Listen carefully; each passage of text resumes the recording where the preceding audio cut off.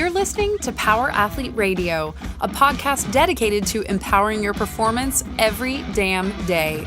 Join former NFL pro and Power Athlete founder John Welbourn as he dissects the greatest minds in strength, conditioning, and more. So whether your goal is to be the hammer, destroy mediocrity, or simply move the dirt, you've come to the right place. Now with the warm-up done, let the gains begin. My good friend Joe Riggio and the Business of Strength team are heading to Utah this September for the Gold Standard Retreat, September 18th and 19th at the Utah Olympic Park in Park City. It's a 2-day retreat for independent gym owners focused on building better businesses and gyms people never want to leave.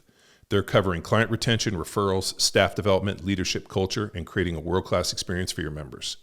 They're limiting it to just 50 gym owners, and Power Athlete listeners can attend for $297. Go to bosretreat.com and use the code POWERATHLETE to save $200. My training's been going really well. Good. So, yeah, I weights and jujitsu. Nice. Yeah. So, at the end of last year, I was rolling with a guy, and we hit the ground and got up in a weird scramble, and my knee kind of buckled in a weird way. And I was like, man, my knee's fucked up. I got to go get this thing looked at. And I kind of went to go see all these docs, and the only thing they offered me was a knee replacement. Yeah. And so and I'll show you the pictures, but my knee was covered in these osteophytes. So all these just bone spurs had kind of come over, and I couldn't get extension or flexion. My calf started dying. I just was having all these issues. And it was weird because when I couldn't get to extension, and I hit the ground, and that's our deal. I hit the ground, I can get up faster than anybody. And to have somebody beat me off the ground and my knee buckled, it was a shot. And I was like, man, I don't know if I'm able to do jiu-jitsu anymore. So I went up and checked a bunch of docs, and they were like, hey, we'll give you a knee replacement. And then I was like, well, here's the crazy thing. My knee doesn't hurt. I just don't have range of motion, and it just feels clunky, like something's stuck in there. So I went up to Denver and met a guy named Dr. Dragu, who had been one of Stedman's fellows. And so he had, when Stedman did my surgery, I think it was Singleton was one of his fellows. And so I reached out to him. He'd retired. And then he said there was one more guy in the room, is Dr. Dragu. So I went up and met with him, and he's like, normally we'd send you for a knee replacement, but I don't do those. I'm like, well, what can you do? And he's, we talked for about an hour, and finally he's like, why don't I do this? How about I open it up like a total knee replacement, and I'll just do a manual debridement of it. And I was like, have you ever done that before? He's like, no. He's like, but he's like, by all accounts, it should work. He goes, it's just going to come down to whether or not you can deal with the pain and manage it. And he goes, but if it doesn't work, you can always get a knee replacement. So I went up there, he opened it up, and dude, I'll show you the pictures. He picked off 60 to 80 of these osteophytes. God. And it was 60 to 80 bone spurs. I mean, literally fractures. Sewed me back up, and I came home, and for 4 months, I was just basically parked, 12, 14 weeks. I was just parked on the couch, going to rehab, icing my knee, just trying to get it to feel better. And then finally I was like, man, I got to start training. This is awful. Yeah. And so I started training, and then we went out to go teach the SEAL gig because we had still have a contract with Naval Special Warfare. So we went out to DevGru to work with those guys, and we were kind of playing around because part of the COA has jiu-jitsu in it. So I bring Victor and Fleep and Arash and the guys, and we were rolling around, and their mats are real hard. So as I was kind of playing around, I banged my knee, and my knee swelled up. So when I got back, I called the doc, and he's like, hey, I want you to go find an orthopedic surgeon in Austin, have him look at it. So I went and looked at this guy. He was like, everything looks okay. Why don't I drain it? So he pulled 30 cc's of fluid out of it. And the fluid wasn't it didn't look like normal fluid. It was black. It was just old blood and gnarly shit. And he was like, oh my God. So then he put cortisone in it. And all of a sudden I walked out of that place, and I was like, oh shit, my knee feels great. I can go train. And at that point I just started I'm just going full balls to the wall training. Nice, man. And everything's been going great. It's been feeling fine. And he's like, man, if it starts to feel a little wonky, come back. And he's like, dude, he goes, when you put cortisone, he goes, you can do it 4 times a year. And he goes, we're just putting it around the joint. We're not actually injecting it in. And he goes, for your knee, it's not you're going to have any issues. So it's been really nice, and which has been good because I've been able to kind of get back and do all my aerobic work and training and do jits and all that. And so, yeah, I've just been feeling great. Love that, dude. Yeah, fuck, dude. It good was for you, man.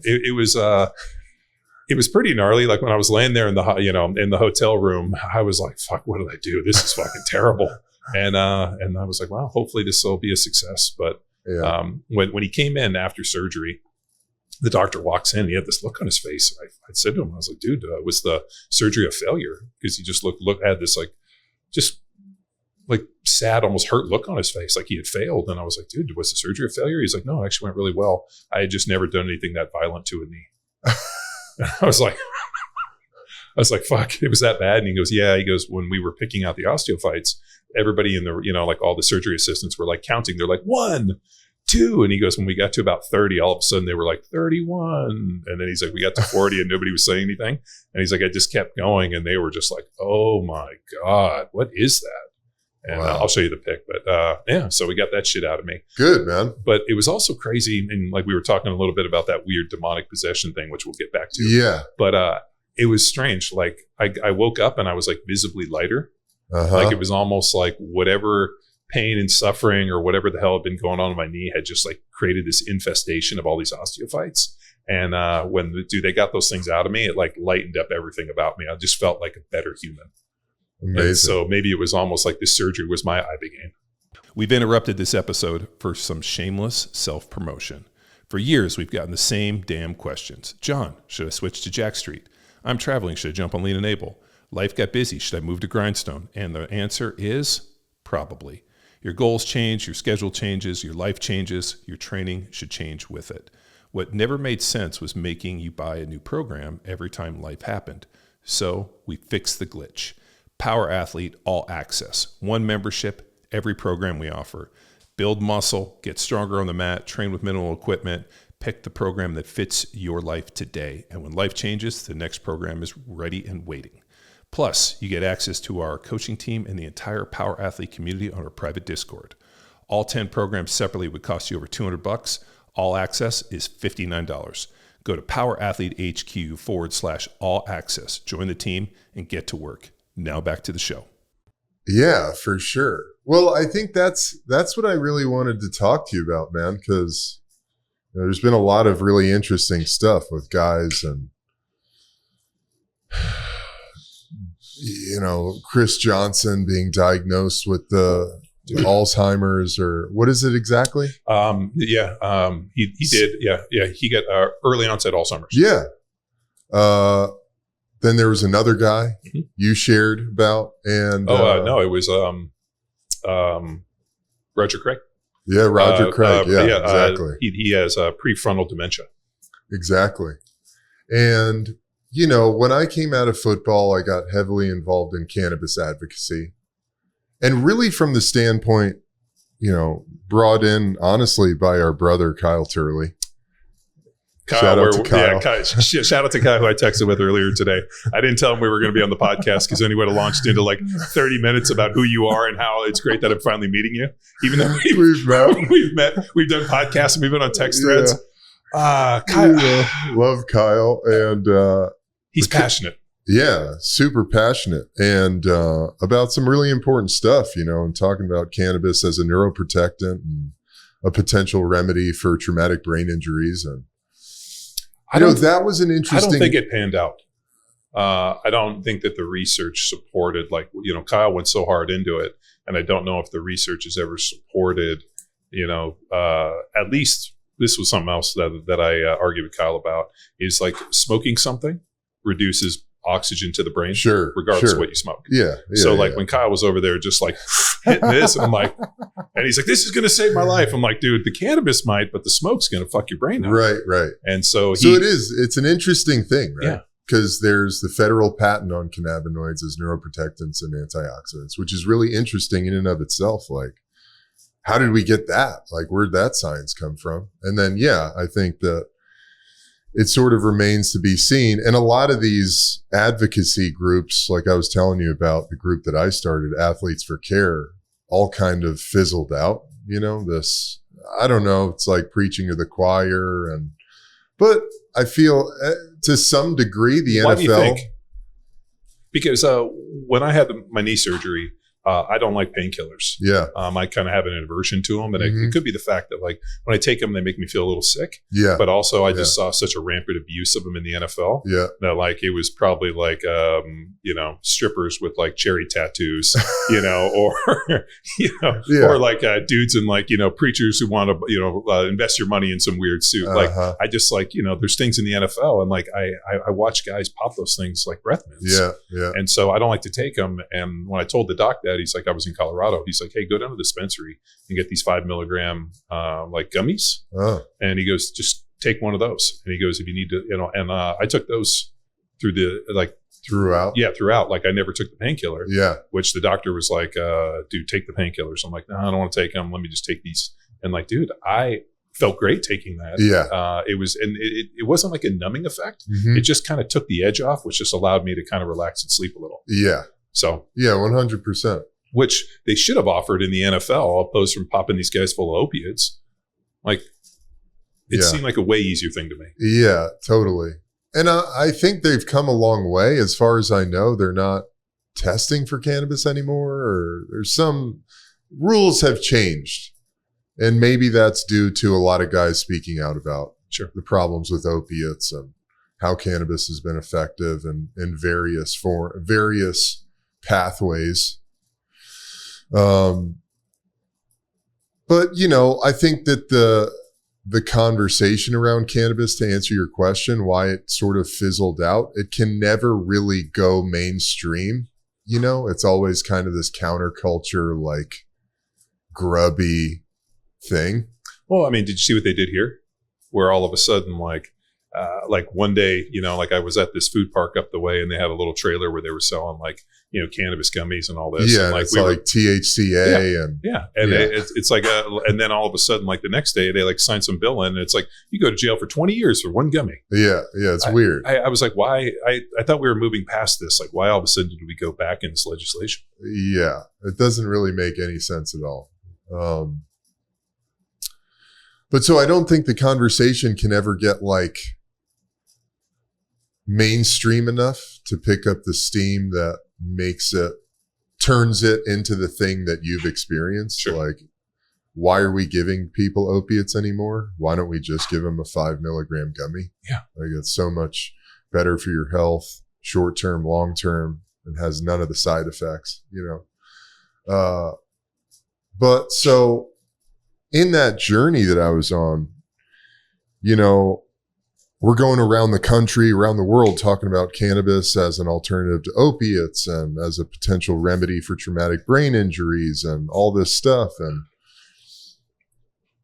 I started thinking about just the mission that I was holding on to this identity like I'm damaged goods, mm-hmm. and like I need this thing, or we all collectively need this thing to be okay, which essentially goes against everything that I believe is like the power of the human being, you know? Yeah.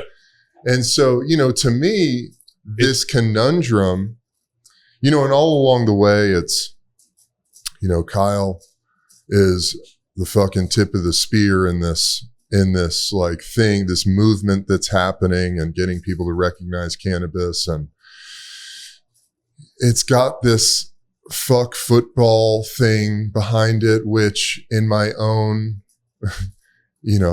journey out of football, I'm going, man, I love football, dude. Yeah. Like I love the game of football. So is this conversation about let's kill football? Well, no. And on top of it, like, people ask me like, knowing what you know now, would you still play? I'm like 100%.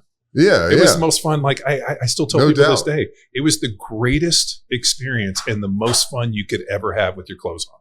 Right. Like I was like, dude, like it was amazing. And like, I talk about all the lessons in this and it's like, yeah, I mean, there's probably ways to mitigate this thing that we know now. Like the last thing you should do, giving somebody some form of, brain injury is a bunch of sugar. So probably you should be crushing Gatorades on the side or, like now all the rules change that they have. Like I had Will Fries, who ended up signing with the Minnesota Vikings for like 5 years, 80 mil. He came and trained with me 2 years ago in the off season just to get him ready for his contract year. And we were sitting at dinner and I figured out that I was going to have I had more time in pads in my rookie training camp than he'll have in a 10-year NFL career. That's insane, dude. Right. So we had my rookie year, we had a buy-in preseason because we played in that early game. Yeah. And so we were 42 days of like pads, special teams. And there was like 9-on-7, 3-hour grinders. This is Andy Reid's first year. And dude, I had 42 days in pads, which was, just shy of like, what was it, 42 days times, 2 a days, or then, 3 out of every 2. I mean, it was like 74 padded practices or something.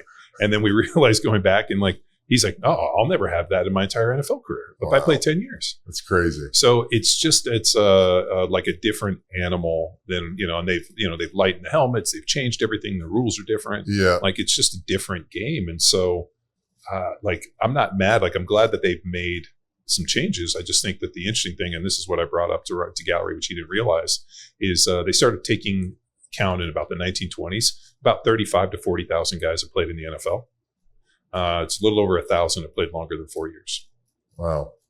So for the NFL, you're not really talking about that many guys to take care of. Yeah. Which is super weird that they're so kind of prickly and kind of like dismissive of all this stuff. And it's like, you could very easily just take care of these guys and like all this shit would go away. I mean, what Kyle's really bitter about is that, he doesn't have health insurance. Yeah. The injuries and all these other things. And like, they put that money aside for that, for the concussion settlement. Yeah. And to access it is next to impossible. Right. Like those guys give me a call every year and they do this like verbal kind of, because I was in it in the settlement, but they call me once a year to do a check. And so like, I like after they do this little like, 30-minute phone consultation, I usually hit them with an email like, hey, what was the status or like what happened? And they're like, well, you can still go to the grocery store and drive yourself and like take care of yourself and cook your own food and like live independently. So like you're not eligible for it. And I'm like, so wait a minute, I have to be like Chris Johnson where you're like, trapped in your own body and somebody has to wipe your ass to access this. I was like, they already have the money. Like, you're not talking about that many dudes. You could just pay them. Yeah. And so I think what Kyle feels is that, almost like he was sent off to the island of misfit toys. Yeah. And he's mad about it. Whereas I was like, dude, like you can either carry that, like, or you can just make peace with it and be like, hey, it's what I did and I got to move forward. And I don't want this to like, define my entire life. Yeah. Or just be my identity. Yeah. Or be like, Linus with the blanket. And this is what I get on Kyle sometimes. You're like, the kid, or what was the kid in the Peanuts where he, like everywhere he went, like the cloud went over him. Yeah. Like that's Kyle to some extent. And I told him, I was like, Kyle, like, dude, you don't have to have this black cloud. Like not everybody's out to get you. Yeah. Yeah. And I think that's how it is with a lot of the guys that left the league. You're either incredibly bitter or you're holding on to the game like it's everything you'll ever be. Yeah. And I don't think either one, I think either one leads you down the path of destruction, honestly. Yeah. Getting to the point of, what I'm really interested in the conversation of the deteriorating brain of the former NFL player. I feel like it's really, I couldn't put a percentage on it, but so much of it is this spiritual conundrum of holding on to something that's not there anymore and having an inability to reinvent yourself, redefine yourself in life after football. Yeah. Like Merrill Hodge wrote a book. This was probably this was around the time I was on the tour doing the cannabis advocacy, and Merrill Hodge wrote a book basically saying that, CTE was just bullshit. Basically like not that the disease itself, the physical damage to the brain structure itself was bullshit, but that the things that guys are dealing with is bullshit because it's really this living in a state of victimhood and this victim mentality. Like, well, I'm a fucking pro, I was a pro football player and living in the glory of that's gone. Yeah. It's sad. When I retired from the NFL, I was so scared that I would be like Terry, Tony, and Tommy, and these guys in the sports desk, and like they're up there, and you get Terry Bradshaw and Howie Long and these guys talking about like football and when they played, and you're like, dude, you haven't played in like a fucking 100 years, and like you're still, and not to say those guys aren't getting a fat check, like beside the point, but the fact that what else have you done in your life? Yeah. If the only thing that you've done is, when you were in your 20s and early 30s, you played this game, and then for the next 50 years, all you have to do is talk about it. Yeah. I might go start a pistol. I've always believed that you can live many lifetimes in the case of this lifetime, and you have the ability to reinvent yourself and be able to find new directions and new things. And I also think too that, and I had Tommy Wood on the podcast. Dr. Tommy Wood's kind of at the forefront right now on the dementia and Alzheimer's research. He wrote a really good book. You can listen to it on Spotify. It's about 16 hours. I'll have to check it out. But he talks about like one of the biggest drivers they found for Alzheimer's and this like, these neuro issues, whether it be dementia and Alzheimer's, was when people retire. Yeah. And they lose not only their social connections, but they lose their drive and what to do. And then all of a sudden, like this whole thing with neuroplasticity, comes about, but it becomes like you need to wake up every single day to have a mission to do something. And if you wake up every day and you're bitter at what happened to you 15 years ago, like I think that's a steep cognitive decline. 100%. Yeah, I totally agree. And like okay, you did this. Now who are you in this second life or this third life, or and to be able to go and do rad shit. So I don't know. I do probably don't associate enough with former players for the fact that like just let it go. Go do something else. Reinvent yourself. Do you feel like a lot of the guys you played with are stuck in that? You know what? Like, Runyon, for example, when he retired, he went and he ran for Congress and that. And now he works at the NFL doing all the fine stuff. And he went back to, grad school and he's getting his master's in business and this, and he's like education and the whole deal. And like, he's continued to grow as an individual. I think for individuals like that, whereas, if, I almost wondered too, if some guys made so much money that they don't really have to go do anything. Yeah. So then they just get up and maybe, I don't know, take their kids to school, go play golf, have a few drinks, and then go home at night. Yeah. Like that to me. That's another trap. Yeah. 100%. It's another trap. Well, so my daughter plays basketball with Jamal Charles's daughter. Oh, cool. And he lives over here in Spanish Oaks, and there's a bunch of former UT guys that all live in there. Oh, nice. Former NFL guys, and that's what they do. They play golf. Yeah. Every day.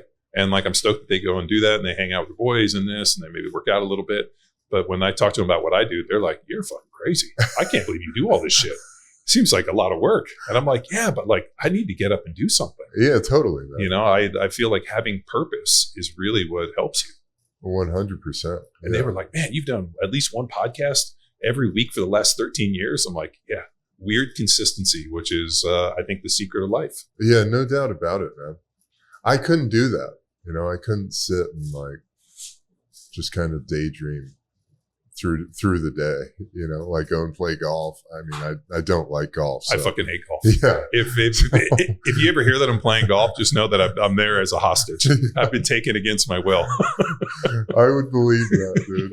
Yeah. I was like, if I got free time, there's like, my buddies own a bunch of jiu-jitsu gyms around here. I'm within like wherever I am, I take my jits stuff with me. And wherever I am in Austin, I'm pretty close to a jits gym. I'll be like, oh shit, I can get a class. So I go and I go train with people. I love that. Dude. And I think community is a big one. And like, it's something I talk about Kyle. I'm like, Kyle, like, who are your friends? Like, who are you hanging out with? Like, what are you doing? And I think Kyle self-isolates a little bit, which is extremely damaging. Yeah. Or you only want to associate with other guys you knew in the past. Yeah. Something I talked to Tommy Wood about is this idea of what I call crystallization, where all of a sudden, like, you crystallize and you can't like bring on new friends. You can't absorb and take on new ideas, and you can't go in new directions. You're just kind of stuck in this path. And that's what that, like there's an effect of like with that neuroplasticity, it can like when it decreases, I call it crystallization, but it's like, it just gets real stiff. When you came out of your career, how was that process for you? Did you just fucking jump into who you are now, or yeah, you did? Oh yeah. Yeah. So I got hurt in my 10th year for the Patriots. I went to training camp and I got hurt in that last game, which was a shitty deal because I totally like, all right. So we went in and played the first series, and then I came out and like basically like just last preseason game, took all my tape off, was just kind of hanging out for like a couple hours. And then one of the young guys went down. And they were like looking around, and they were like, even though I had more years, like they were like, even there's like Todd Light and those guys, like, dude, you got to go in. I'm like, fuck. So I like put my pads on, no tape, nothing. I go out there, super cold, take a step, and I felt like a crunch in my knee, like something, like some piece of little bone kind of chipped off, and I could feel it in the joint. And I was like, oh shit. So I didn't say anything because I'd started every game in my NFL career. Yeah. Like I'd never been cut before. Yeah. So I'm like, oh, I won't say anything. I'll wait till the first week, after I'm vested, then I'll say something. So like 4:58, I get the phone call. Hey, we need to see you. And I'm like, fuck. So I go in there and Belichick's like, hey, we got to make a roster move. So we're going to cut you, but we're going to re-sign you tomorrow. I was like, all right, I'll hang out. So when they next day when they called me, they're like, hey, we need you to go back through a physical. So I went to go get my knee looked at, and the doctor went right to it like they knew, and we're like, hey man, we can't re-sign you. And then they called me and they were like, hey, your knee's fucked up. How come you didn't say anything? I'm like, well, I'd never been cut. And they're like, well, we can't re-sign you. So they sent me a plane ticket, and I came home. And then I went and had knee surgery, and like the doctor went in, basically removed it and was like, you should be okay. And as I was rehabbing on the couch, that's when CrossFit hit me up about coming to work for him. Oh, wow. And so Greg Glassman called me on the phone and said, will you come help us develop our technology and how to train athletes? And I was like, that seems pretty interesting. Yeah. I think what had happened is cognitively, I knew something was wrong. Like it was almost like my brain wasn't as sharp. I mean, which just makes sense, right? Just over the years, all the hits and everything, right? Yeah, of course. I knew I wasn't as sharp as I used to be, and I knew something was wrong. And I took it as an opportunity to kind of go back. Like, I had done my master's in education. Before that, I was a rhetoric major, and I was like, wait a minute. So I can go back and kind of throw myself into the fray, into like what I used to know. Maybe if I go back to doing what I used to know, which is teaching and, training and all that, like technology and all the stuff I liked, what if I like threw myself into that? Could I fix myself? And I just said, you know what, like, let's do it. And as I was still rehabbing in my head, I'm like, all right, let me just keep rehabbing it. I'm going to start working because I don't like to not work. And like, this is a good opportunity. So I'll do it. And if my knee feels better and I can like step away and go back and play. And then the problem was I couldn't get the swelling out of my knee. It was like, like I got scoped on a Monday and played on a Sunday a couple of years before. And all of a sudden they scoped my knee and I'm like, 3 months later, like my knee is still blown up.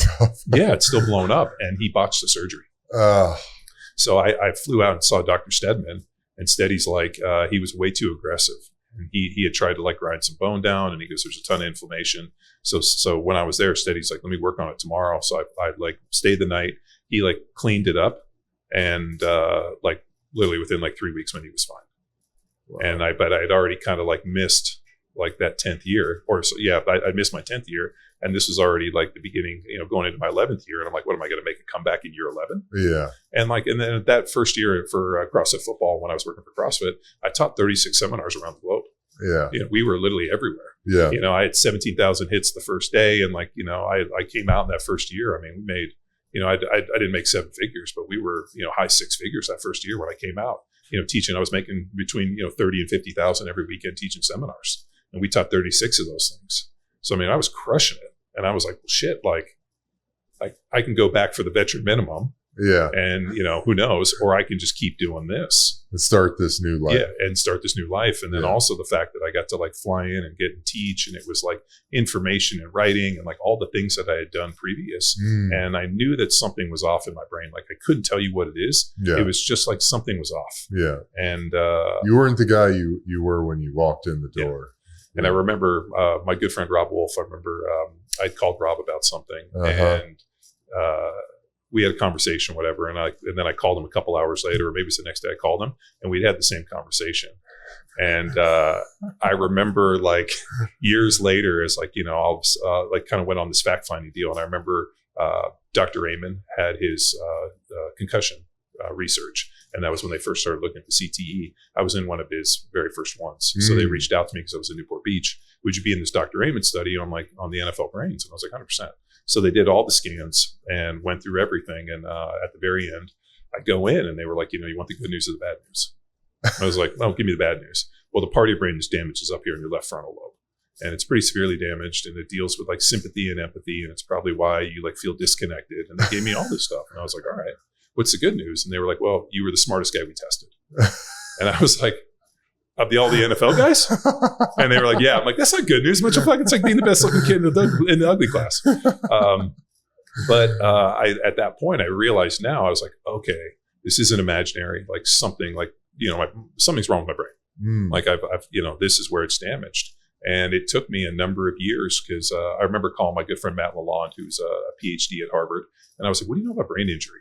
He's like, well, let me call you back. So he had like pulled all his research, and he's like, ketogenic diet could fix it. So we started on like for a year long. Like I don't think I ate a carb for a year.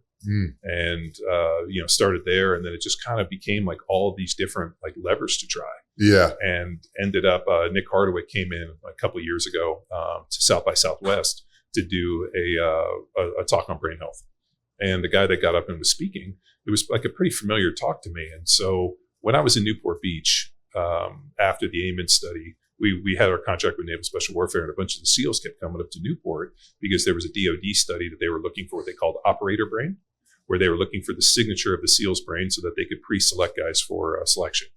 And after they come up a couple times, finally I was like, shit, what is this? And they're like, do you want to come over and meet the guys? So I went over to this place called the Brain Research Center in Newport and met this guy, Dr. Jin. And he was like, oh shit, we have a study for professional athletes. Would you be in it? So I jumped into this, they were like, let's do all the scans. So I went through all their scans and they confirmed what Eamon found, which was the damage on the left frontal lobe.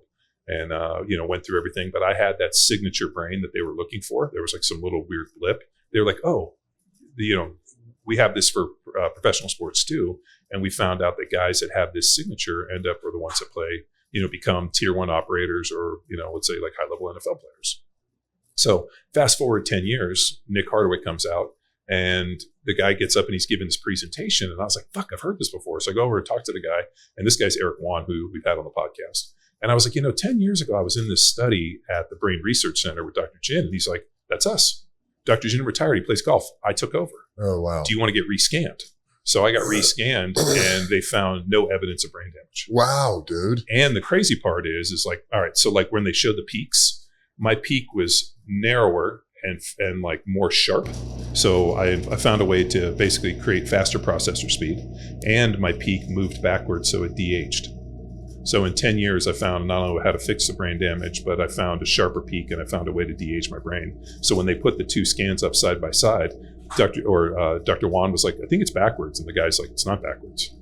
And like, then that's when we sat down and I was like, man, like, I think part of this, and that was what Tommy Wood, co-signed when we had him on the podcast, was like, if you force yourself to do these things and put yourself in uncomfortable situations, and where you're podcasting this and all these things, the training, the diet, and he went through all the, systemic inflammation, everything you've done, he goes, you can effectively fix your brain. Yeah.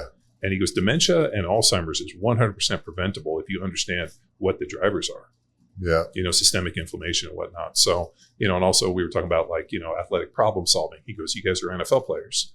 You're like constantly doing athletic problem solving in real time. And then you retire, you don't do it anymore. Yeah. He goes, so something like jiu-jitsu becomes extremely important into tapping back into who you were as an individual, because now you're using your physical body within this like athletic problem solving. Yeah. So I think that there's a real code for this thing. 100%. I had done, we had Joe DeRudy on the podcast, who's the Navy's expert on hyperbaric chambers. Uh-huh. And so I went and I did his HBOT protocol, which I think was really life-changing. And so there was just all this stuff. I mean, really this podcast has been about like, I should have just called it like Fixing John, because that's all it's been. It's been like 13, 14 years of like meeting people and finding the world's experts. And then, selfishly gleaning this information to try to fix myself or make myself better. Yeah. And just building this genealogy. Yeah. So to me, that's what the conversation the NFL needs to be having, or they need to be creating this protocol for guys. Yeah. Because it's like, football's amazing. I mean, the NFL gave me so much. Yeah. And nothing in me thinks that because the conversation becomes this like, everybody get out the torches and, hunt down Frankenstein's monster, It's easy. Right. Because then it's not my fault. Yeah, exactly. Right. Like oh, the NFL. It's their fault. It's their fault. Yeah. The reason I'm like this is because of you. And like, Yeah. I don't know if anybody, and this is something I said to Kyle once, like, did you really think you were going to get out of this thing unscathed? Yeah. And he's like, yeah, I didn't know what I was getting myself into. And I was like, dude, you said the same thing. You've been married 3 times. Like, dude, like you didn't know what you were getting yourself into being married all those times. Like I was like, dude, you knew exactly what you were getting yourself into. And like the fact that you didn't is, I mean, I loved the violence. Yeah. I loved the fucking physical duress that I was too. Constantly in. Well, people are like, did you love football? I'm like, not really. I never touched a ball. But like when you get paid to train and then just paid to fuck people up. Yeah. Like I can't. Nothing better. Oh my God. It was so amazing. Like the violence and the fight and the this and like fucking people up and the hits. I mean, like I that's the shit that woke me up and excited me every day. Totally. Like I didn't care about like the colors and the teams and the history and this and the rules. Yeah. I just remember they were like came in for the rule stuff and I'm like, oh, okay. Yeah. Like I didn't give a shit about that. I never touched a ball. Yeah. Like so when people are like, did you really love football? I'm like, I love the violence. I love the contact. Yeah. I love the camaraderie of talking shit in the locker room. I got to try, like, I loved all the intangibles. The game was just, it could have been anything. Yeah, 100%. It was an opportunity to express that inner Viking warlord. You know, I was born a few centuries too late to live out, you know? Yeah. So football was there. So, you know, to me, it's like, dude, why aren't we teaching guys this? You know, I think that's because I feel the same, that, you know, my entire life after football has been this dedication to making myself as well and healthy as I possibly can. Yeah. And I don't think a lot of guys do that. Like, we know the guys that are like, the fuck, dude, you still are working out? And like, that sounds nuts. Well, just that part. That's why, like, they always are like, dude, you have that building is full of weights. And I trained in there, and I like train people, and people come, and my buddies are there. And I was like, well, dude, like this is who you were as an individual your entire life. Why would you step away from that? Yeah. Like, I was not unhappy with who I was as an NFL player. I just don't get to play anymore. It doesn't change anything else about me. You know, I still read, I still did these things. Like, the only thing I don't have to do anymore is, I guess we don't have to go to training camp, but I always loved training camp. Yeah. You know, like, people are like, was it terrible? I'm like, yeah, it was awesome. And they were like, what did you love the most? I'm like, my favorite part of training camp was seeing how upset the young guys were to be there, that it looked like somebody shot them out of like a cannon every day. They're just like so beat down. I used to walk in, I'd be like, who's sad today? And I'm going to suck your emotion. But like, you know, that like moment of walking out of the, like 7 a.m. or 8 a.m., like walking out of the locker room, hearing the cicadas and smelling the grass cut and the moisture and all this, and putting your stuff on, the smell of tape. Like, I loved that. Yeah. And was it hard? Yeah. But like, what else? Yeah. Like, people were like, oh, it was so physically hard, and the hits and the pain and all that. And I'm like, fuck, man, that was a receipt for life. Yeah. Yeah. I know. I mean, I love your Instagram, right? Like, so what sucks in life is that we don't get to see each other, but I get a chance to like kind of like almost like look in on all my friends. And like, dude, like, I saw that one, I think you were like this with your shirt off, like just looking up at the sky, like happy to be alive. Yeah. And that's what I want to see from people. Like, man. I hate getting on the phone. And as much as I love Kyle, you know, I'm like, dude, at some point you got to like ditch this negativity and find something that you really believe in. And really love. And I don't know if I think his superpower has been holding on to this negativity for too long. And I don't know if he knows who he is without it. Yeah. And that goes for anybody in life, you know, like as long as we're holding on to some like, fuck them, it's their fault, they did it, until they pay, I'm not going to be okay. You're never going to get to really enjoy your life. You know, it's really, it's a universal truth of being a human. You just like, you have to let go of that shit. And I think in our community in particular, it's just like one of those things that it'll literally kill guys. Yeah. Holding on to that. Well, that and also not staying in shape. Yeah. Like I like that, you know, and I do think so. I was going back and forth with Tommy Wood, you know, about like his research and being able to bring it to the NFL. And they actually came to him and he gave a big presentation and they like wanted to like implement and like talk about this stuff. And he goes, it just never went anywhere. And I was like, well, part of the problem is they put different NFL players to kind of spearhead this stuff. And the problem is that most of the guys have zero follow through. That was the thing I remember universally true about most NFL guys. I mean, you know, when I was in the NFL PA and we would go up and they would, you know, we'd sit for 2 days or 3 days and pontificate. Nothing ever fucking happened. Yeah. Guys have, you know, especially NFL players have this amazing bravado to beat their chest with zero follow through. It's just, it's how it is. It is. And so he asked me, he's like, man, I like, you know, we had this great meeting. Everybody was super excited. And then there was no follow through. And I was like, well, that's because those guys have no follow through and there's not anybody there to implement. And those guys don't know how to implement things because that's not who they are. Yeah. You know, they're used to being at the forefront, just, you know, waving their little hat, and then they need somebody to come up and pick up the pieces. Yeah. And I've always felt, and this is what I said to Tommy, I was like, you know, I think there's like a real prescription for guys, what they can do and then what they can do post. And one of the things is just managing their injuries, you know, like letting things like if something's fucked up, fix it. because the problem is if you let things linger and you don't train and you don't feel like yourself anymore, it's really hard to like, you know, embody the spirit if the vessel is broken. No doubt, dude. No doubt about it. Yeah. I mean, that was my first task when I got out of the NFL. I was like, I've spent my entire life over 300 pounds. I want to be fucking jacked and ripped and like super healthy. Yeah. You know? How much you weigh now? Probably like 260. Yeah. About 260, 265 is about good for me. I'm like 268. I've been as low as like 240. And then of course the body dysmorphia kicks in and I'm like, I'm too thin. Well, you're like, your head looks disproportionate to your body. Yeah. I would like to be, I'm working on right now losing like another 10 pounds because the lighter I feel, back feels better, shit just feels better, you know? But you know, I've gotten down to 245, then went back up to 290 a few years ago, like after we did the pod. We did our first pod like 2023, I think. Yeah. Like that summer, dude, I was actually, you know, we do these wellness retreats. I teach yoga and breath work, jump in ice tubs, you know, introduce people to fucking great food. And afterwards we did one in Lake Stevens, Washington. And I invited this guy, Greg Anderson, former special forces guy, who lives up there, and he's got a jiu-jitsu academy there. I invited him in, and the weekend after our retreat, he was doing his guns and geese, like 3-day weekend. And he was like, Ev, I want you to come and be my guest. And I was like, sweet, dude. So went, and that was the first time I'd done jiu-jitsu, which, by the way, I've been looking and wanting to continue my jiu-jitsu. And every time I say something, people are like, you know, you got to talk to John, dude.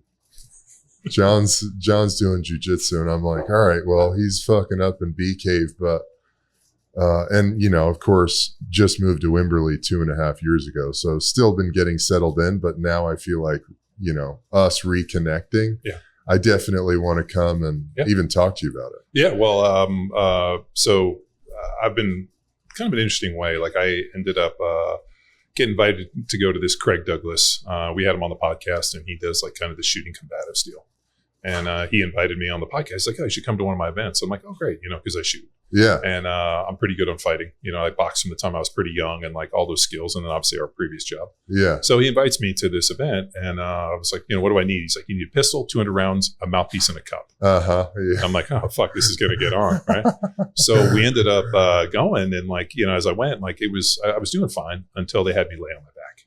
And then this big dude this guy was like, you know, just kind of looked like a, you know, used to be 350, but he's probably 300 now. So he was kind of that like, you know, water weenie kind of feel, you know, where you push. Yeah. And so they basically put him in like side control on me, and he passed the guard and like basically took my sim gun and shot me here and here. And I still have the scars. And so I get done with this thing, and on my feet, I was fine. I was killing these dudes, but like on my back, it was like a big turtle. Because know, as an NFL player, especially offensive line, if I end up on my back with you on top of me, like I don't have a job anymore. So like we have a fear of being on our back. Yeah. So after I got done, Scotty Oates, who was a former SEAL, who was actually there like teaching, he's like, hey, my instructor, you know, the guy that I gave my black belt, it's in Austin. You want me to set you up with him? You should learn some jiu-jitsu. Sweet. So he put me in touch with Shanji Ibero. And I reached out to Shanji, and in typical, you know, Brazilian fashion, oh, swing by. You know, and I, you know, like I'm not like this the type of dude where it's like, hey man, like come by anytime, you know, I like need to like, I got a lot of shit going on, like set a time, whatever. Yeah. And so we kind of like didn't connect. And then my daughter was swimming a bunch, and she decided she didn't want to swim anymore because she didn't like the chlorine in the pool. And I was like, well, you got to do something. And she's like, well, you know, what is there? I'm like, well, I talked to this Brazilian dude. You want to try jiu-jitsu? So she's like, let's try it. So I called him again, and we set up a time, and I took her to his academy up in Cedar Park. And yeah, so he's up there. And so I take her in, she likes it, and I meet him, and we just kind of were like shooting the shit. And like, you know, like over the course of like a couple weeks, like while she was at class, he'd come over and talk to me a little bit. And then the hilarious part was he like took his Instagram and he like shot like a picture of us and posted it on his stories. And he's like, oh, I'm here with former NFL player. And so one of his buddies was like, yo, man, that guy played in the NFL, but that's not what people know that dude for. Oh. And he's like, he has a company, Power Athlete, and this. And so then he called me and he goes, dude, you train athletes? And I'm like, yeah, that's what we do. And he's like, could you work with two of my young jiu-jitsu guys that have a lot of like talent, but they need to like lift some weights and do some training. Yeah. And I was like, you know what? Fuck it. Bring them.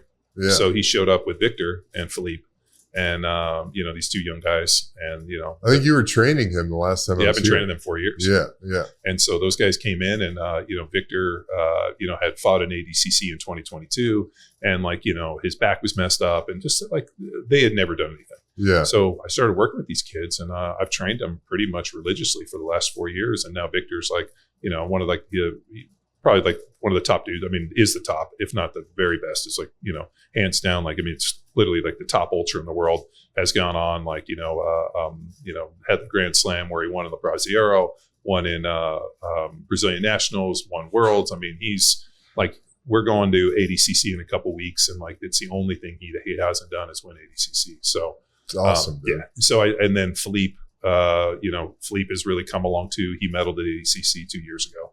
So I've started training these kids. Was jujitsu? Did you just get into jujitsu when you went to that thing, or you've been doing it for a while? No, I'd never done it. Never done it. Yeah. So then when Shanji brought those kids to me and said, "Hey, can you train them?" And then after a couple weeks, they were like, "Hey, do you want to come try jujitsu?" Uh-huh. And I thought it was disingenuous that they were training with me and I wasn't training with them. Yeah, yeah. So then I was like, you know what? I know that cause you have this ego in your mind. I'm like, laying on my back, wrestling around with grown men in pajamas seems real gay. Yeah, totally. And, I don't know, man. Yeah. And so I was like, I don't know about this. So I went and tried it and got absolutely obliterated. Hooked. Yeah. Yeah, I just got smashed by these dudes were I had never felt so helpless. Yeah. I'm laying there and they're just kind of moving me around. You're a baby. Yeah. I'm just what the fuck? What is this wizardry? Yeah. And I was like, all right. So then when I started, Jamie was like, well, Dad, let's because to Shanji's place is about 45-minute drive. Yeah. And she's like, why don't we go 2 days a week? And we'll do it for a year and see if we like it. So I drove up there 2 days a week with her and she they had a kids class at the same time as an adult class. So it was 30 minutes apart, right? Yeah, so I would take her, watch a little bit, then I'd go to my class. And I did that for a year with her. And then she's like, I don't want to do jujitsu anymore. I want to play basketball. So I was like, great. And so I've just been doing jujitsu. You just kept going. Yeah. Yeah. And so now I've been doing it for a couple of years and it's been really good because one, it's given me the community I like. It's the physical aspect. It's something to train for. And, I train these kids on top of it. And it's just been a really rewarding experience to mentor these kids and help them. And then also be mentored myself and learn this skill. And dude. And to do it. And it's added really fun community to it. Yeah. I went to that weekend and had the same experience because going in, I'm like, fuck this, dude. Yeah. Fucking, what? What are we doing? And then literally, was just totally obsessed. I was like, holy shit, this brought back the fire of that hand-to-hand combat that I fucking loved and have missed and have found nowhere else since football. Yeah.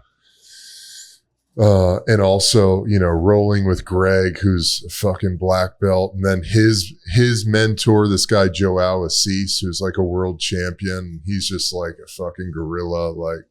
I'm helpless. Yeah. Rolling with this guy. It's dude, you've never been so humbled in your life. Yeah. It's frightening. Yeah. And so, but in this really interesting way, it's so fun and inspiring and what you were talking about with just systemic health and well-being because it rolling with a dude and learning how to use your body and get leverage points and fucking attack, how do I subdue a person on the floor? There's so much to learn. It's infinite, And then you get to a point where all of a sudden, regardless of where you show up, everybody treats you like ADCC finals. Uh-huh. At the beginning, everybody's really nice. Then you get to a point where people are just trying to literally smash you through the fucking earth. I show up to open mat and I roll with a bunch of 20-something Brazilian black belts. And for literally 90 minutes, I get my ass fucking beat to the point where I'm driving home and I'm I fucking suck at this. I fucking hate this. And then like I'll see Felipe. It's like, oh, coach, you look like you're doing pretty good. I'm like, are you fucking kidding me? I was getting killed. And he's like, oh, he's like, you're going against like world champion, like 20-something Brazilians. Yeah. Like, it's not like you're rolling against dudes your own age at your own belt level. Like these guys are in the United States on visas because they're professional jiu-jitsu guys. Yeah. And you're upset that they're beating you. And I'm like, yes, I don't want to ever lose. And then it's also really because I hate to lose. But the thing that's you have to do with jiu-jitsu is you have to like look at it like I'm not losing, I'm learning. And like that was an interesting thing where it's like, yeah, I know this guy just choked me out and made me feel stupid. And then I can either be a huge cunt and like be mad about it, or I can look at this and being like, you know what, I wasn't good enough today, and I need to take this as a learning environment to get better. And then the other thing too is this will happen too. I'll roll with people where they like get like super aggressive or they like get like too wound up, and I'll be like, just relax. This isn't a fight. Like, we're not fighting. We're literally, dude, we're play fighting for submission. Yeah. Like, fucking calm down. And like this happens a lot too, where like guys get like super tense and nervous. And we were at Open Mat on Friday, and I rolled with these guys. And like they were literally like so fucking wound up, and I'm like looking at this guy, I'm like, Lax, you're gonna fucking have a heart attack. Like, dude, like they treat it like life or death. And I think the problem is coming from the NFL thing, you realize you're like, and for offensive line, it's a little different. Like, we can have 70 great plays and you give up one sack and it was a fucking terrible game. Awful day, right? Yeah. And whereas like the defensive lineman gets murdered for 70 plays and he has one great play, and next thing you know, he's a hero. Yeah, he's a hero. So like I think that like idea of like, all right, like you have to like temper, but I also like it's just a weird thing, and I constantly go through this like internal monologue where I'm like, we're not fighting. This is learning. And like I got submitted not because the person was necessarily better than me. It was because I'm not as skilled, or I haven't done enough work to be as good as I need to be. So there's always this like interesting deficit of like, like I get maybe 2 to 4 training sessions a week. I get to like 2 classes. I train at 6:30 in the morning, and then I usually go to Open Mat on a Friday or Saturday or Sunday. And, then I also am training with guys that train 3 times a day, 7 days a week. Right. And like, it's like, dude, like I have to remember, I'm a dad, I got 3 kids, I run a business, like I got the ranch, like, and I train these guys, and like, there's a lot of shit that I have to do. Yeah. And unfortunately, my desire of like retiring and abandoning my family and like divorcing my wife and living in like a 1-bedroom apartment so I can do jujitsu 3 times a day, 7 days a week isn't necessarily feasible. Yeah. So I always remind my young guys, with like anything young guys that, because it's really grown from like, Victor and Philippe and the guys, and now there's more young guys coming in. Nice. I always remind them, I'm like, dude, you're at the greatest time in your life. You're young. You don't have anything to worry about other than being a professional and being the best you can in your world. Be selfish, right? Like, just focus on this, because I realized when I was playing, I wasn't married, I didn't have kids or any of that. I was 100% fine to be selfish. Like, if I wanted to train, I wanted to train. If I wanted to sleep, I wanted to sleep. If I didn't want to go out and I wanted to rest, or if I wanted to go here, wherever I wanted to do, I did. Yeah. And that's how I lived my life. And I tell them, I'm like, dude, you have a very, very small window in life to do that, and to literally be selfish and focus on your craft. Because at some point, your craft, other things are going to become, work's going to become important, family's going to become important. Don't add those things too soon. Like, it's okay to be very like Spartan in this way, and very selfish and like very focused. Like, don't like, and I tell the guys, I'm like, hey man, like, if you don't want to train today, like these are training times. If you tell me you're tired or you need to eat whatever, like, go do it. We can train later. Like like you be selfish, because you have such a small window to be selfish. It's great advice, man. Yeah, I mean, great advice. I realize now. I could have probably had a family when I was playing in the NFL, right? Like, I mean, I'm sure you saw the same thing with like most of the guys I was playing with. I'm sure you were too, were either like a divorce, were separated, had some shitty deal, custody things. Well, when I was a rookie, I couldn't believe when I came in how many other rookies were already married. I was like, what the fuck is going on? Yeah. And then, of course, I mean, I kind of settled down like a year and a half, 2 years later, and then had a child, and then got married a couple of years after that. But it felt like I was like, what am I like? Did I fuck this up? How did, you guys are married, have kids, you're rookies in the NFL. I'm a rookie in the NFL. I feel like I'm just, Dude, I had the exact opposite experience. Interesting. So when I showed up, every one of the old guys was either divorced or going through a divorce. And so they were like, fuck getting married. NFL and the marriage doesn't work. And so I was dating a girl, and I remember, she was like upset at me that we weren't married. And I was like, well, if history tells me anything, probably we should break up. And I obviously dated girls, but I was like, I'm not going to get married until I'm done with the NFL. Interesting. For the fact that like, I never wanted to be put in a position where I couldn't be selfish. Yeah. And I know that's weird. Like not that I'm a selfish person, like it's about me, but like, there's a lot of times where like things happen with my wife or the kids or different things, and like they take priority. Yeah, for sure. And I can't imagine doing that job and then like allowing anything to kind of take priority, or at least I didn't at that point. And then once I had kids and I was married, I was like, I could have juggled this, but I almost didn't want to. It was difficult, man. It was difficult to juggle the family. Like I was a much more effective warrior when I didn't have family, or, I could be that super concentrated on my craft. Yeah. And that's what I did. I mean, it was just about me, and I didn't have to ask anybody's permission to do anything. And if I wanted to go somewhere and train, or if I wanted to do this or whatever, like there was never like, hey, you got to get up and feed the baby or that. Fuck that. I went to sleep. And so it was good for me in the way I did it. And I used to remind these young guys, I'm like, dude, you have your entire life to be a parent or a father and all those other things. Like in hindsight, I would say either wait till you're a little bit older or have those kids real young. Like, cause like a bunch of guys I knew had like, kids when they were like 22, 23. And I was 24 when my daughter was born. Yeah. So now all of a sudden you're like, your daughter's in her 20s now, right? She's 14. Oh, I'm 38. Oh, you're 38? Oh shit. Okay. Yeah, I just 14. Turned 50. I'm old. That's crazy, dude. Yeah. But you look fucking great. Oh, thank you. Thank you. Well, yeah, my daughters are 14. That's funny, dude. Yeah, they're freshmen in high school. Yeah, I mean, you strike me though, John, as super emotionally mature. And I don't think I wasn't like that. I wasn't emotionally mature. Like I didn't have that foresight. I was in a rush to get a lot of shit done, I don't know if that's a good thing or a bad thing. I think what fucked me up early on was, so I was a rhetoric major in college. And it was a good major for me because all I got to do was read and write papers. Yeah. So like I didn't have to like take tests. Right? I used to go to class. I used to read and could go and just argue with people and then write a paper about it. It was perfect major for me. The problem is I took a bunch of like really early like classics philosophy. And so we read like, the Cynics and the Stoics and a lot of this like, stuff. Yeah. And I think I read too much of that shit early on. So there was all this kind of black and white. It was very like, don't argue about what a good man is, just be a good man. Interesting. And there was no gray area. And, and then years later, it kind of evolved into, Dostoevsky and, existentialism. And, and so I kind of like looked at this like interesting maturation process of like going from like this kind of stoic mindset where you're reading Marcus Aurelius and getting into like Dostoevsky, Crime and Punishment and, and existentialism. And I think the problem is I like somehow grasped into this shit a little too much. And I think that, there was like a very kind of stoic mindset a little bit. And I think when you read that stuff early on, it kind of strips a lot of the emotion out of stuff. And then also I was always surprised at how emotional guys were that I played with.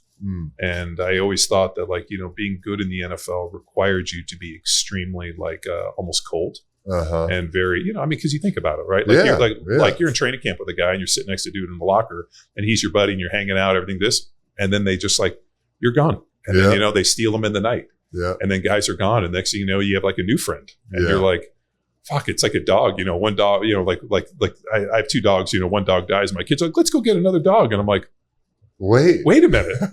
Like maybe he doesn't want that other dog. Like maybe, and then you get to the point after years of this happening, like new people come in and you're like, hey, what's up?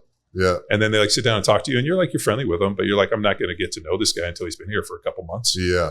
And so, and like, it's just kind of like a weird thing where you're, you kind of like, all right, here's a job I have to do. And it's very, transactional in a lot of ways. Yeah.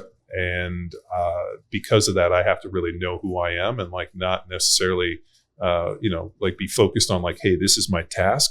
But like a lot of guys were into it for the camaraderie. And you just kind of get to the point where you're like, fuck, man, I don't know if this guy's going to be here next week. Yeah. So yeah, no doubt about it. Going back to something you said earlier, because I feel like I wish that I had a little bit more of that mentality of like, let me learn and get better, rather than if I, didn't kick that guy's ass, that play was a failure and I'm fucked. Yeah. And I feel like you probably, from what you just described, you probably lived that way and played that way in the NFL. Like during your football career, it was like black and white. If I fucking didn't win that rep, I'm a failure. Yeah. This isn't a thing where I'm learning to get better. Yeah. No. I'm not like learning a craft here. No. Like it's either get it done or don't. Yeah. And if I don't, I'm fucked and I'm out of here. I'm out of a job. Well, I mean, that's the way it is. So when I came in and started as a rookie, I was like a 4th round draft pick. And I remember telling them, I'm like, I'm starting. I'm a 4th round draft pick. And they were like, in the NFL, like there's no development. Yeah. You either can or you can't. If you can't, you're not here. And I also realized, I came in and started as a rookie and then I got hurt. And then ended up sitting my year on IR. And I was pretty sure that I wasn't going to play football anymore, that they were just going to cut me. But the one thing that was pretty true is I was like, you know what? Like nobody's going to help me get better at this. And the other ththing too, which was super frustrating, is whenever like we were watching film and they were showing me like technique stuff, they were always showing me like these like 6'8", like 350-pound black dudes. And I remember finally I said to the guy, I'm like, you got any like 6'6", 6'5", 300-pound white dudes? I was like, because you're showing me like Jonathan Ogden. I'm like, this guy's fucking like, he's like he's a freak. Yeah, he's like a mountain moving. Yeah. And then my coach was like, oh, it's a pretty good idea. And so then he showed me like Jim Lachey and he showed me, like Jumbo Elliott, and he started showing me all these guys that kind of look like me. And I was like, all right, like if these guys can do it, I can do it. I'll just mimic what they're doing. Yeah. And so I think what it came down to was like figuring out what worked best for me. And then like kind of looking at it and being like, all right, I need to be really surgical. But like the same thing, like, do you know Doug Brzezinski? Did you ever meet Doug? He played in Carolina. No.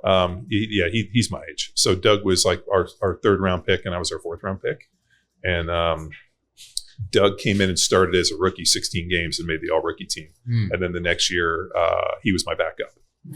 And which was kind of sucked for him a little bit, but he's a good dude.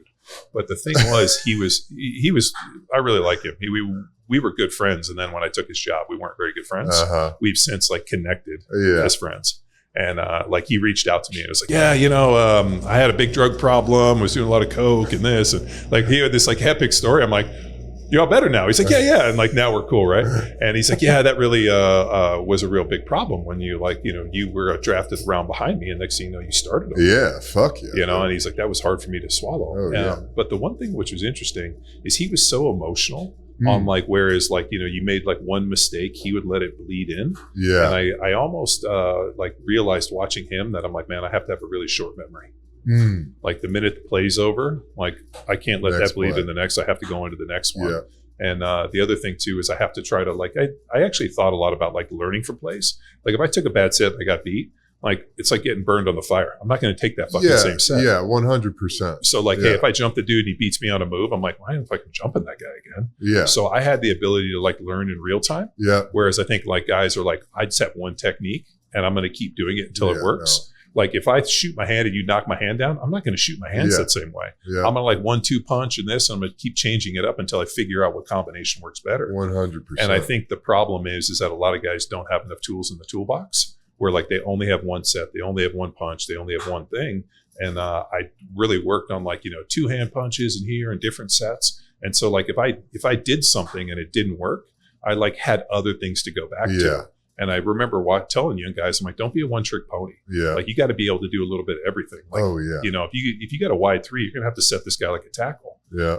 And I think that issue of like even in the run block, right? Like you're gonna come off the ball. Sometimes you have to take positions and sides. I mean, like you have to be like you cannot give the guy the exact same look. Like defensive linemen are dumb, but if you give them the exact same thing every time, eventually they'll figure it out. Yeah. And so I think that was a big piece for me, was that idea of like being able to do a lot of different things. And when I looked at the guys that were successful, they had the ability to do multiple things. And I just remember also just remembering like short memory, like don't let like, the mistakes of the past bleed into the future. So like, I remember I just like something bad happened. I would just kind of like reset. And I used to like write on my tape, like, stay low, quick feet, like whatever my, like whatever I was trying to like focus on. Yeah. And I would always remember, I'd always like look at those and kind of like take a set, like pull my pads down, kind of this, like almost like, you know, like you see pit bulls like shake their ears, you know, to clear conflict. Yeah. You know, kind of like reset, like pull my pads down, look at that. And I'd always go through this little reset to try to have like just a vacant memory and not let it bleed in to the point where, you know, you come off the sideline, the coach would be like, hey, do you remember on this play? And it's like, no. Yeah, I don't. Actually. I don't fucking remember any place. I only know the first one that's coming. Yeah. Yeah. And I think that's like, it was a good survival mechanism that I think allowed me to play. Because I think what happened is a lot of guys let those ghosts where all of a sudden, you know, hey, I got beat on this move. And then they're like waiting for that move instead of looking at every one as an organic, like every play is an organic play. Yeah. Yeah. I was very similar. I mean, that was exactly how I approached the game as well. And then when my back got fucked up, ruptured the disc, and I had this severe sciatic nerve pain in my right leg, which was just crushing me. And my body just wasn't doing shit the way it used to, you know? That's when those ghosts started lingering for me. Because I was like, fuck, dude, I can't move to my right, or I can't, you know, push off my fucking right leg. I can't fucking brace if he bulls. What am I going to do? You know, and it started like the mind noise. Started overwhelming me, which fucking just becomes this avalanche that you can't really get out of. So, but you know, it's cool to hear you talk about that, because that was definitely my experience was, you know, I'm not going to get burned by the fire a second time. I'm going to adjust. Like I remember playing the Bills, 2009, we're playing the Bills. I literally jump set this big white D end. Can't remember his name. He was a good player, tough player. I jump set this dude 8 plays out of 10. Throughout the game, kicked his ass. I'm not going to jump set Robert Mathis like that. You know what I mean? Yeah. Like, it's just not the game I'm going to play that day. Yeah. So, you know, and the NFL not being this developmental league, it's like you either have it or you don't. You're either fucking getting the job done or you're not. All right. So what does the future hold for Eben? The trials and tribulations have been super fruitful, man. You know, walking the path, walking through the fire, finding myself all the way through. And this summer I launched my group coaching program called The Athlete's Approach. It's really a holistic approach to living your best life. Meditation, breath work, developing physical strength and resilience in your body, clearing your mind, and living in your purpose. Just finished our first cohort literally today. This afternoon will be our final meeting with the group, and just building that out, man, continuing to build that community and sharing the message of how to live your best life, you know. It's been a lot of fun, honestly. And teaching yoga, doing events. Next yoga event I'm co-hosting is in Belize in October. It's my buddy called Be Slow, October 21 to 27th. I teach all the yoga, do a lot of really cool stuff in a really beautiful place, eat great food, hang out with great people. So anytime I can get around people and connect and share the message of you are the answer, that's what I fucking love doing. It's awesome, dude. Yeah, man. We've been rapping for a long time, so we'll end it here, dude. Thank you. Thank you, brother. Man, thanks for tuning in to another episode of Power Athlete Radio. This episode of Power Athlete Radio is powered by Train Heroic, the most immersive strength training app experience on the market. We've built an online training business by partnering with Train Heroic to deliver all of our world-class training programs like Jack Street, Hammer, Field Strong, and Grindstone. To learn which Power Athlete training program best suits your goals, head to powerathletehq.com/training. And if you're a coach looking to build a business with the best training tech in the business, head to trainheroic.com/powerathletehq. And now back to the show. Hey there, Power Athlete Nation. Big shout out to all the heavy hitters who stuck around till the final whistle. If you've been soaking in the knowledge bombs and epic tales we've been dropping for free, here's your chance to be a game changer. Swing by ko-fi.com/powerathlete and toss a few bucks our way to keep the podcast fueled and firing on all cylinders. That's ko-fi.com/powerathlete. Your support makes a difference. See ya.